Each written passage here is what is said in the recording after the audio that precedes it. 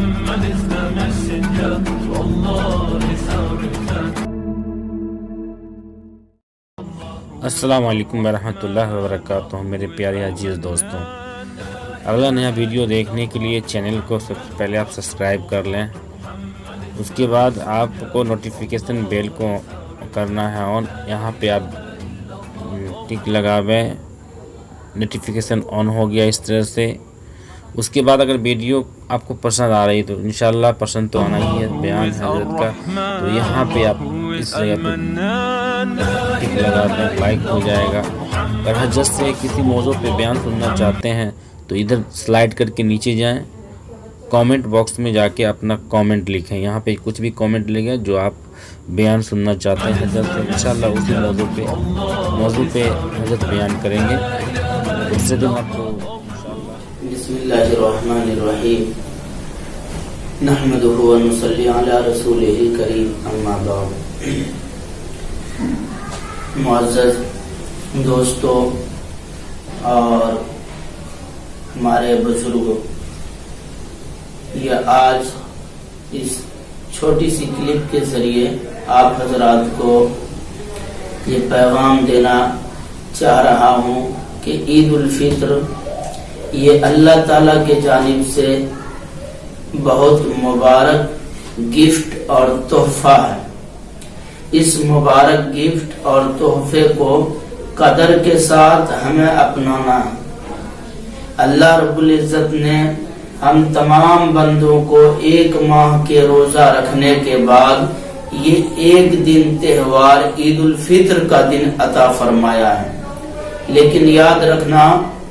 کہ ایک مہینہ رمضان المبارک کے روزے پورا ہونے کے بعد، یہ جب روزے پورے ہو جائیں گے تو رات میں عام طور پہ ہر جگہوں پر یہی پرچار ہے، آج چاند رات ہے، آج چاند رات ہے، یعنی کل عید ہوگی۔ روزہ کا سسٹم ابھی سے ختم، تو ان راتوں میں آدمی عام طور پر لہو و لعب، کھیل کود، تماشا، فحاشی اور اڈے بازیاں، ان چیزوں میں اپنے وقت کو صرف کرتا ہے جو مناسب اور زیب نہیں دیتا کسی مسلمان کو، جو مسلمان پورے ایک ماہ روزہ رکھتا ہو اور یہ خوشی کی ایام آتے ہی اپنے آپ کو بے لگام اور کنٹرول سے باہر نظر آئے۔ اس لیے ایک مہینہ روزہ رکھنے کے بعد تو ہمیں ثبوت دینا ہے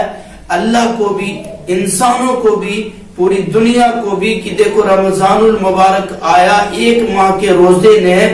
کتب علیکم الصیام کما کتب علی الذین من قبلکم لعلکم تتقون، متقی بنانا روزہ چاہ رہا تھا رمضان المبارک، تو ہم دیکھو سمجھدار، پرہیزگار، دیندار بن گئے۔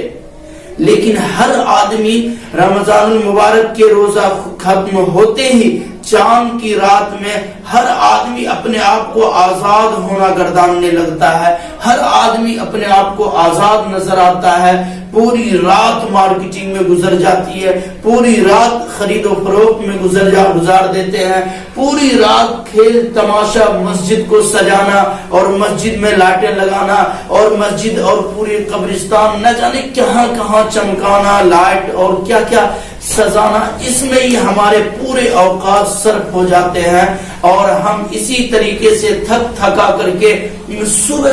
2-2:30-3 بجے کے قریب فجر کے وقت میں اب ہماری نیند اور ہمارے اوپر غنودگی طاری ہوتی ہے اور ہم سو جاتے ہیں۔ تو پھر اب عید کی نماز سے کچھ دیر پہلے ہمیں اٹھایا جاتا، پھر اٹھتے ہیں۔ اتنی جلدی اپنے آپ کو کنٹرول سے باہر ہمیں نہیں ہونا چاہیے، بلکہ ایک مہینہ جو ہم نے روزہ رکھا ہے اس کا ثبوت بھی دینا ہے کہ نہیں ہمارے اندر کچھ نہ کچھ تقویٰ آیا۔ میں کہنا یہ چاہ رہا ہوں، گزارش ہماری یہ ہوگی کہ ہم اس رات میں بھی اللہ کو نہیں بھولیں۔ جیسے ایک ماہ ہم نے عبادت میں گزاری ہے، اللہ کو منانے میں اپنے آپ کو لگا دیا ہے، اس رات میں بھی صرف خرافات، رسم رواج، لہو و لعب، فحاشی اور یہ اڈے بازی، انہی چیزوں میں اپنے آپ کو نہ لگائیں، بلکہ ایک حدیث پاک میں آتا ہے کہ جو شخص عیدین کی راتوں میں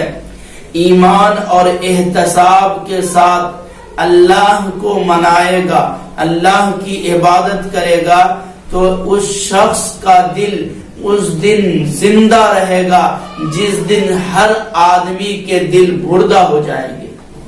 جس دن ہر آدمی کے دل مردہ ہو جائیں گے اس دن اس آدمی کا دل زندہ ہوگا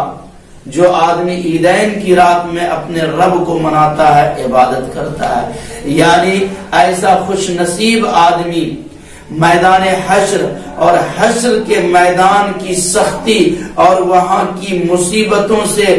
بڑا مامون نظر آئے گا، بڑا مطمئن نظر آئے گا اور بڑا اپنے آپ کو آرام میں محسوس کرے گا۔ اس لیے اللہ تعالیٰ سے ہماری دعا ہے، اللہ پاک ہم تمام لوگوں کو عید کی راتوں میں بھی اپنی عبادت میں ہم سب کو لگائے رکھے۔ خرافات، رسم و رواج، کھیل کود، تماشا، انہی چیزوں میں ہمیں اپنے اوقات کو صرف کرنے سے ہماری حفاظت فرمائے، اپنی عبادت کے لیے ہمیں قبول فرمائے۔ اور اس کے ساتھ ساتھ ایک اگلی آخری بات عرض یہ کر دوں، عید کے بعد ہمیں چاہیے آپس میں عید سے پہلے ہم اپنے تمام لوگوں کے جو ہمیں کسی نے دکھ تکلیف پہنچایا ہمیں بھی معاف کر دینا، اور ہم دوسرے بھائیوں کو بھی چاہیے کہ ہم نے اگر کسی کو دکھ تکلیف اور کسی کو پریشانی مصیبت میں ڈالا ہے ہم اس سے معافی مانگ کر کے عید سے پہلے آدمی کو چاہیے ان ساری چیزوں سے سب صفائی کر لے تاکہ رمضان المبارک میں ہی یہ سارا معاملہ ختم ہو جائے۔ آخری اشرا جو رمضان کا جہنم سے آزادی کا ہے اس میں ہی ہمارا معاملہ کلیئر ہو جانا چاہیے۔ عید کے دن پھر ہاتھ ملانے میں، گلا ملنے میں، مصافحہ کرنے میں، معانقہ کرنے میں سچ بتا رہا ہوں پھر مزہ آتا ہے، ورنہ آدمی کیا ہے اندر سے گالیاں بھی دیتا ہے کہ یہ دیکھو قسمت بدبخت ہمارے نظروں کے سامنے آ گیا ہے، ہمارا تو اس نے موڈ آف کر کے رکھ دیا ہے، ہمارے تو عید کے دن پورے بیکار جائیں گے، لیکن مجبوراً رسم کے مطابق اب وہاں بھی ہاتھ بڑھا دیا، السلام علیکم عید مبارک، اتنا کہہ دیا ہے۔ میرے دوستو کوشش یہ کرے دل سے بھلا دے، ہر آدمی اپنے دلوں کو صاف رکھو، عید سے پہلے ہر آدمی ایک دوسرے کو معاف کر دو، عید کے دن پھر ملو، مصافحہ معانقہ کرو، گلے ملو، پھر کوئی حرج نہیں۔ رسمی طور پر رسم ادا کرنے کے لیے ابھی 5 منٹ پہلے بھی اس سے ملاقات ہوئی، نہ انہوں نے سلام کیا، نہ انہوں نے مجھ سے باتیں کی، نہ انہوں نے میری خیریت پوچھی ہے، ابھی اس کے سامنے 5 منٹ کے بعد عید کی نمازیں ہوئی اور ابھی ہم سے خیریت بات دریافت کر رہا ہے، گلے مل رہا ہے۔